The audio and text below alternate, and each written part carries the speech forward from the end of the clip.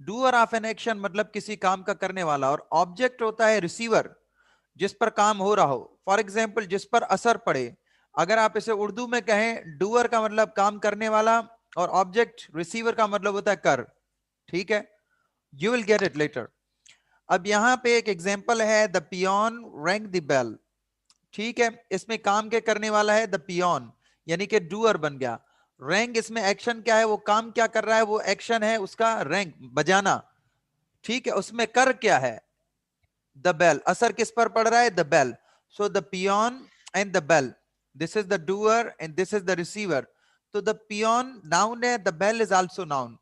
सो noun या तो subject हो सकता है या तो ऑब्जेक्ट हो सकता है, दोनों हो सकता है। ठीक है, और अगर हम थोड़ा आगे पढ़ें तो अगर यहां पे हमें यह बताया जा रहा है कि प्रोनाउन जो है वो नाउन की जगह इस्तेमाल हो सकता है, पर कुछ जगहों पे प्रोनाउन नाउन की जगह इस्तेमाल नहीं हो सकता।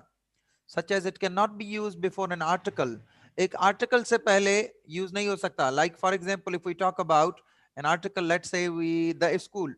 ठीक है, अब द स्कूल, अब मैं स्कूल की बात कर लेता हूं, तो मैं स्कूल पे प्रोनाउन तो बना सकता हूं क्योंकि इसके फ्रंट पे आर्टिकल है द। तो इस वजह से आर्टिकल होने की वजह से जिन जिन नाउन के साथ आर्टिकल होगा उनका प्रोनाउन नहीं बनेगा। Is it clear? Yes, sir. After that, एक जर्न्ड के साथ it can not be use before a gerund. ठीक है, अच्छा जब जर्न्ड होता है, we will discuss about what is a gerund. मैं आपको नेक्स्ट आगे बता रहा हूं कि एक जर्न्ड क्या होता है। बस आपने अभी जहन में ये रखना है कि जो नाउन प्रोनाउन है वो जो है कि नाउन की जगह पे यूज हो सकता है, मगर एक आर्टिकल की जगह पे यूज नहीं हो सकता, और एक जर्न्ड की जगह पे यूज नहीं हो सकता। Okay, clear? Yes, sir. अब यहां पे हमारे पास एग्जाम्पल था, the peon rang the bell. वहां पे हमने पिछली स्लाइड में पढ़ा कि the peon rang the bell, यानी कि पियोन ने बेल बजाई। ठीक है, इसमें काम का करने वाला था the peon. So noun, so pronoun is the word used in place of noun. हमने क्या किया, प्रोनाउन की जगह पे ही लगा दिया, तो ही सब्जेक्ट बन गया। रैंक बिल्कुल एज इट इज रहा। द बेल को हमने द बेल, क्योंकि बेजान चीज है तो हमने इट लगा दिया, so the bell is also noun, so we used it instead of noun. ठीक है, सो ये प्रोनाउन है और ये प्रोनाउन है। एज आई टोल्ड यू कि नाउन सब्जेक्ट भी हो सकता है, ऑब्जेक्ट भी हो सकता है, इसी तरह प्रोनाउन सब्जेक्ट भी हो सकता है, ऑब्जेक्ट भी हो सकता है। बट रिमेंबर कि जर्न्ड का प्रोनाउन नहीं हो सकता, और एक ऐसे नाउन का जिसके साथ आर्टिकल है उसका भी प्रोनाउन नहीं हो सकता। ओके, अब इस स्लाइड में आप ये देखें कि out of 8 parts of speech, only 3 parts of speech can be converted either singular or plural। ठीक है, आपने ये चीज ध्यान में रखनी है कि 8 parts of speech जो हैं, टोटल हमारे पास parts of speech कितने हैं, ये बताएगा? 8. 8 parts of speech है, Yes, तो उन 8. 8 parts of speech में सिर्फ 3 parts of speech ऐसे हैं जो कि या तो सिंगुलर हो सकते हैं या तो प्लूरल हो सकते हैं। यानी कि नाउन हो गया, noun can also become singular और प्लूरल। ये प्रोनाउन हो गया, pronoun can also become singular और plural. However verb can also become singular और प्लूरल। होता क्या है, नाउन में एस लगा के हम प्लूरल करते हैं, वर्ब में हम एस हटा के प्लूरल करते हैं। अब जरा आपको यह पता है कि जहां पे बॉय लिखा हुआ है तो बॉय का प्लूरल क्या बनेगा जी? सायरा, Boys. बॉय है तो बॉय का प्लूरल क्या बनेगा? Boys. बॉयज बनेगा। तो हमने क्या किया, एस लगा के प्लूरल बनाया। अब मुझे किसी प्रोनाउन का प्लूरल बताएं। जैसे आई है तो आई का, आई प्रोनाउन है, सिंगुलर है, what's plural for I? Peoples. Peoples नहीं होता, यहां पे भी पीपल नहीं होता, वैसे भी पीपल्स नहीं होता, क्योंकि people is a collective noun, और कलेक्टिव नाउन को सिंगुलर प्लूरल की जरूरत नहीं है, because collective noun is itself is a plural. आप समझ रहे हैं? Yes, sir. ये ग्रामेटिकल Sir, एरर्स I हैं जो thought राइटिंग में क्लियर करने पड़ते हैं। Anyways, hold up your questions, let me tell you now. देखिए सिंगुलर और प्लूरल कैसे कर रहे हैं। नाउन है, ठीक है, आपके सामने बॉय है तो मैंने उसका प्लूरल बॉयज बना लिया। ठीक है, ही है, ठीक है, ही को, ही का सिंगुलर है, ही प्रोनाउन है, ही का सिंगुलर, और उसका प्लूरल दे बन जाएगा। शी है, शी का प्लूरल दे बन जाएगा। आई है, आई का प्लूरल वही बन जाएगा। और यू जो है वो सिंगुलर भी है, वो प्लूरल भी है। Okay, clear till here? Yes, sir. Clear है? अच्छा, अब हमने ये समझना है कि सब्जेक्ट जो है, हमारा सब्जेक्ट या ऑब्जेक्ट या तो एक नाउन हो सकता है, या तो एक जर्नड हो सकता है, या तो एक इन्फिनेटिव हो सकता है। आई रिपीट वंस अगेन, हमारा सब्जेक्ट जो ऑब्जेक्ट है, हमारा सब्जेक्ट या ऑब्जेक्ट या तो कोई नाउन हो सकता है, या तो कोई जर्नड हो सकता है, या तो कोई इन्फिनेटिव हो सकता है। ठीक है ना? फॉर एग्जाम्पल मैं आपको ये बताना चाह रहा हूँ कि इन्फिनेटिव क्या होता है और जर्नड क्या होता है। ठीक है, जर्नड ये होता है वर्ब प्लस आईएनजी। किसी भी सेंटेंस में, जरा दोबारा सुनिए, किसी भी सेंटेंस में जहां पे वर्ब प्लस आईएनजी होगा और वो सब्जेक्ट है, देखो acting as noun in a sentence can be said as subject. ठीक है, जहां पर वर्ब प्लस आईएनजी एक नाउन की तरह काम करे किसी भी जुमले में, तो हम उसे सब्जेक्ट कह सकते हैं। Let's say an example, swimming is good for health. Swimming क्या है? स्विमिंग बेसिकली यहां पे सब्जेक्ट है, मगर स्विमिंग है क्या? जर्नड है। जर्नड का फॉर्मूला क्या है? वर्ब की एंड में आईएनजी लगानी है, verb plus ING becomes a gerund. कहने का मतलब ये कि किसी भी सेंटेंस में अगर नाउन जो है एक्टिंग एज नाउन, किसी भी सेंटेंस में हमारा जो जर्नड है नाउन की तरह काम करे तो वो सब्जेक्ट बन जाता है। जैसे स्विमिंग है, swimming is good for health. Swimming क्या है? स्विमिंग ये जर्नड है। स्विमिंग क्या है? जर्नड है। Yeah. तो यहां पर स्विमिंग क्या है? जर्नड है, और यहां पर सब्जेक्ट है। Swimming is good for health. अगर आप दूसरे सेंटेंस में देखें तो स्विमिंग ऑब्जेक्ट भी है, शी एंजॉय स्विमिंग, यहाँ पे ऑब्जेक्ट भी है। So in other words we can say कि एक सब्जेक्ट या ऑब्जेक्ट एक जर्नड बन सकता है। उसको प्रूव मैंने यहाँ पे कर लिया, ये ले, यहाँ पे सब्जेक्ट है और यहाँ पे ऑब्जेक्ट है। Is it clear? सो यहां पर Yes, sir. ये है तो gerund, gerund is a form of a verb, but यहां पर it is acting as a noun. देखें, it is acting as a noun. हमने यहाँ पे स्विमिंग को एज अ नाउन ले लिया। तो इंग्लिश में ऐसा नहीं है कि अगर हम बोले आफ्टर, आफ्टर प्रीपोजिशन है। No, it's not like that. अगर इंग्लिश की अगर आप बात बोलो, अगर आप ये बोलो कि आफ्टर है तो आफ्टर प्रीपोजिशन है, नहीं, it is conditional. It depends upon the sentence. आगे वाली स्लाइड में आप समझेंगे।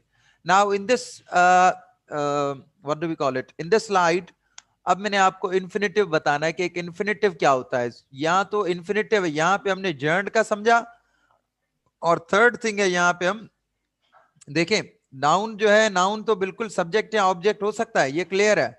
मैंने आपको जर्नड बता दिया कि जर्नड ऑब्जेक्ट भी हो सकता है, तो जर्नड सब्जेक्ट भी हो सकता है। जर्नड का फॉर्मूला क्या है? वर्ब की एंड में आईएनजी लग जाए। ठीक है, अब हम करते हैं थर्ड, इन्फिनेटिव। अब यहां पे जो इन्फिनेटिव है, इन्फिनेटिव का फार्मूला होता है to plus verb. To plus verb acting as noun in a sentence can be said as subject. किसी भी जुमले में इन्फिनेटिव हो, इन्फिनेटिव अब बनाने का क्या होता है? जैसे फॉर एग्जांपल टू स्विम है? समझ रहे हैं ना? टू स्विम है।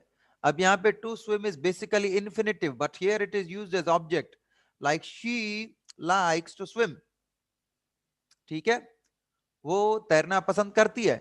एंड में टू स्विम है। अगर यहाँ फॉर एग्जाम्पल स्विम की जगह में कुछ और वर्ब लगा देता हूं और शुरुआत में टू है, तो then it's still infinitive. So keep in mind कि एक इन्फिनेटिव यानी टू प्लस वर्ब भी सब्जेक्ट भी बन सकता है, तो ऑब्जेक्ट भी बन सकता है। Is it clear till here?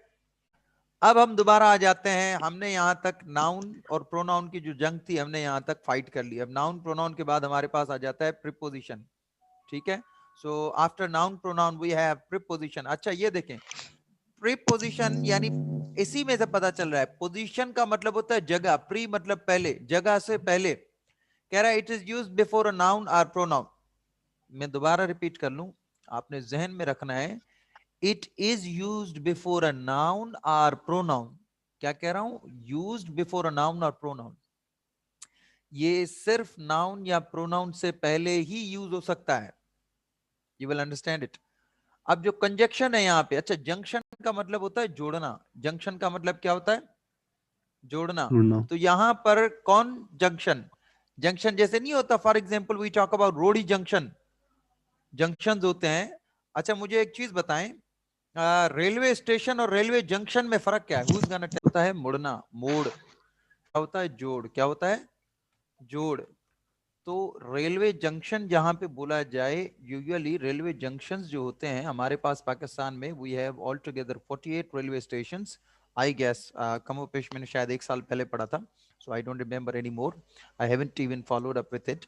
So junction का मतलब होता है जोड़। जंक्शन, रेलवे जंक्शन वो जगह होती है जहां से ट्रेन्स की डाइवर्जन होती है while there are two separate routes।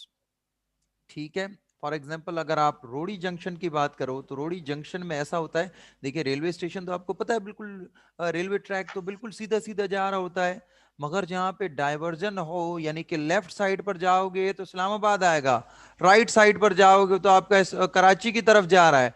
So that's how we से जंक्शन। जंक्शन वो जगह होती है जहां से डाइवर्जन हो, अलग ट्रैक पर जाने का रास्ता हो, दूसरी जगह जाने का रास्ता हो। Anyways that's not our topic. So pre position, position का मतलब होता है जगह, प्री का मतलब पहले, पोजीशन का मतलब होता है जगह। कह रहा है it is use before a noun और प्रोनाउन, नाउन या प्रोनाउन से पहले यूज होता है, और can be said as relating word, या जैसे रिलेटिंग वर्ड भी कहा जाता है। अब कंजक्शन ये है, ये होते हैं ज्वाइनिंग वर्ड्स। अब ज्वाइनिंग वर्ड्स क्या करेगा, ये वर्ड टू वर्ड ज्वाइन करेगा। ठीक है, कंजक्शन जो है वर्ड टू वर्ड ज्वाइन करता है, फ्रेज टू फ्रेज ज्वाइन करता है, क्लॉज टू क्लॉज ज्वाइन करता है, एंड सेंटेंस टू सेंटेंस। मैं दोबारा समझाता हूं। कंजंक्शन जो है वर्ड को वर्ड से मिलाता है, फ्रेज को फ्रेज से मिलाता है, क्लास को क्लास से मिलाता है, एंड सेंटेंस को सेंटेंस से मिलाता है। ठीक है, और जो फ्रेज होता है, फ्रेज जो होता है, फ्रेज अपना फुल सेंस नहीं कन्वे करता, क्योंकि इसमें सब्जेक्ट और वर्ब नहीं है। ठीक है, अब हम आगे समझेंगे कि फ्रेज में फर्क क्या है, सेंटेंस में फर्क क्या है, क्लॉज में क्या फर्क है।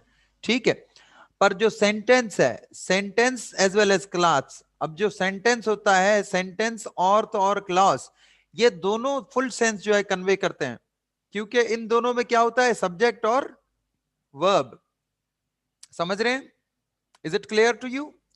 मैं दोबारा रिपीट कर रहा हूं, मैं ये कह रहा हूं, साजिद इज आल्सो क्लियर, मैं ये कह रहा हूं कि जो फ्रेज होता है, फ्रेज इस वजह से सेंस क्लियर नहीं करता क्योंकि इसमें सब्जेक्ट और वर्ब नहीं होता, जबकि सेंटेंस और क्लॉज ये दोनों अपना फुल सेंस इस वजह से कन्वे करते हैं because they both have subject and verb.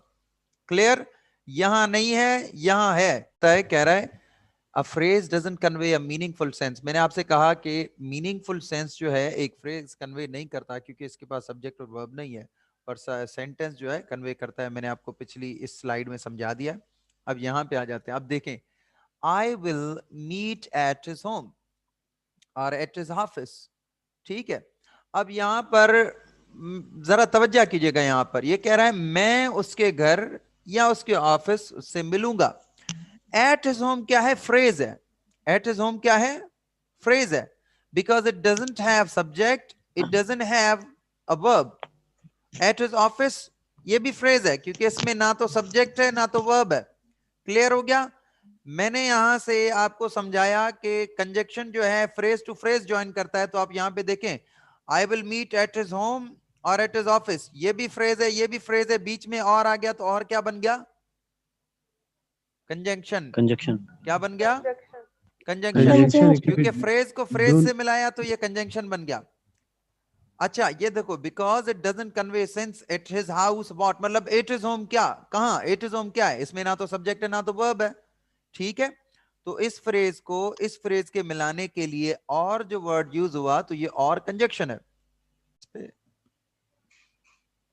Anyways मैं आपको ये समझा रहा था कि जो फ्रेज होता है, फ्रेज में सब्जेक्ट और वर्ब नहीं होता, सो इस वजह से इसको फ्रेज कहते हैं।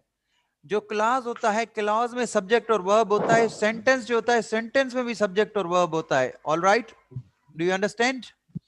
जैसे यहां पे आ रहा है she said, now here she is a subject and said is a verb. So subject भी है वर्ब भी है, सो इसे हमने क्या किया, क्लॉज बना दिया। क्या बना दिया, क्लॉज बना दिया। अंडरस्टैंड? अब यहां पे आ रहा है she said that she would go, उसने कहा कि वो जाएगी। अब यहाँ पे शी सेड इज क्लॉज, यहाँ पे she would is also clause. तो इस क्लॉज को इस क्लॉज के साथ मिलाया किसने, दैट ने। किसने मिलाया, दैट ने। सो दैट यहाँ पर क्या है, कंजंक्शन है। क्या है, because it joins clause with a clause. Okay clear? Yes sir. समझ आ गई? Yes, sir. Now let me move towards another slide. अब ये है कि अब मैं यहाँ पे आपको बहुत ही आसान बनाने के लिए आपके सामने यहाँ पे मैंने एक चीज रखी है, देखिए, the dog ran after the cat. ठीक है, समझ रहे हैं? यहां पर क्या है, the dog ran after the cat. अब यहाँ पे आफ्टर आया है, आफ्टर किससे पहले आया है? द कैट से पहले आया है। द को छोड़ दें, कैट क्या है? व्हाट इज कैट जी? कैट क्या है? नाउन है। ठीक है, मैंने आपको समझाया, मैं दोबारा उसी स्लाइड पे जाता हूं, देखें समझे। प्रीपोजिशन क्या होता है? मेक श्योर प्रीपोजिशन जो होता है, प्रीपोजिशन ये है कि where is it? Preposition, preposition यानी पोजीशन से पहले, it is use before a noun और प्रोनाउन। ये नाउन या प्रोनाउन से पहले जो वर्ड यूज होगा उसे प्रीपोजिशन कहेंगे। तो यहां तक देखें, यहां जो द कैट है, द कैट क्या है? नाउन है। क्या है? नाउन है। नाउन। इस वजह से द कैट से पहले आ गया आफ्टर, नाउन से पहले आ गया आफ्टर, तो आफ्टर क्या है? प्रीपोजिशन है। क्या है? प्रीपोजिशन। अब यहां पे मैंने 2 सेंटेंस लिखे हैं आफ्टर के साथ। अब यहां पे नाउन से पहले आ जाता है आफ्टर, तो ये प्रीपोजिशन है। अब इस दूसरे सेंटेंस में कह रहा है ही केम। ही केम क्या है? क्लॉज है। क्या है? क्लॉज, क्योंकि ये सब्जेक्ट है और ये वर्ब है, तो ही केम क्लॉज बन गया। After I had left, left को छोड़ दें, आई हैड क्या है? क्योंकि आई सब्जेक्ट है, हैड वर्ब है, तो ये भी क्या है? क्लॉज है। So now here he came clause, I had clause, clause को clause के साथ मिला रहा है आफ्टर, तो आफ्टर यहां पर क्या है? कंजक्शन। कंजक्शन है। Is it clear? So it doesn't mean कि आफ्टर प्रीपोजिशन ही है। So it depends upon your sentence कि आपका सेंटेंस जो है वो क्या है। अगर आपका सेंटेंस कंडीशनल है, अगर आपका सेंटेंस वहां पे ज्वाइन कर रहा है, जैसे यहाँ पे क्लॉजेस को ज्वाइन कर रहा है, तो यहाँ it is conjunction. But if your word अगर आपके नाउन से पहले आ जाता है, तो वो क्या है? प्रीपोजिशन है। सो अब यहां पर देखें, I have not met him since February. I have not met him since February, मैं उससे फरवरी से पहले, फरवरी से लेकर नहीं मिला। तो यहां पर सिंस फरवरी, फरवरी नाउन है, नाउन से पहले सिंस यूज हो गया, तो सिंस क्या है? प्रीपोजिशन। प्रेपोजिशन। क्या है? प्रेपोजिशन, मतलब प्रेपोजिशन, ये पोजीशन है, ये उससे पहले। क्लियर? अब यहां पर कह रहा है I have not met him since he left. अब यहां पर I have not met him क्या है? सेंटेंस है। ये क्या है? सेंटेंस है। और यहां पर ये, चलो सेंटेंस को छोड़ दो, we talk about clause. I have का मतलब क्या है? आई सब्जेक्ट है, हैव वर्ब है, तो आई हैव बन गया क्लॉज। नॉट मेट हिम को छोड़ दें। यहां पर ही लेफ्ट, ही सब्जेक्ट है, लेफ्ट वर्ब है, तो ये भी क्लॉज है। अब यहां पे क्लॉज को क्लॉज से मिला रहा है, तो यहां पर ये सिंस क्या है? क्या है? Conjunction. Clear? Is it clear? Yes sir. अब यहां पर क्या है? He died for his country. अब यहां हिज को छोड़ दें, कंट्री क्या है? कंट्री क्या है? नाउन। नाउन है, तो ये नाउन से पहले फॉर आ गया, तो यहां पर फॉर क्या है? यस। प्रीपोजिशन। क्या है? प्रीपोजिशन। और अब यहां पे आ रहा है he could not come। he could क्या है? क्लॉज है। he could not come, वो नहीं आ सका, for he was ill। he was क्या है? क्लॉज है, क्योंकि सब्जेक्ट भी है, वर्ब भी है, तो यहां क्लॉज को क्लॉज से मिला रहा है, तो यहां पर ये फॉर क्या है? कंजक्शन। क्लियर? मैं अब आपको दोबारा समझाता हूं।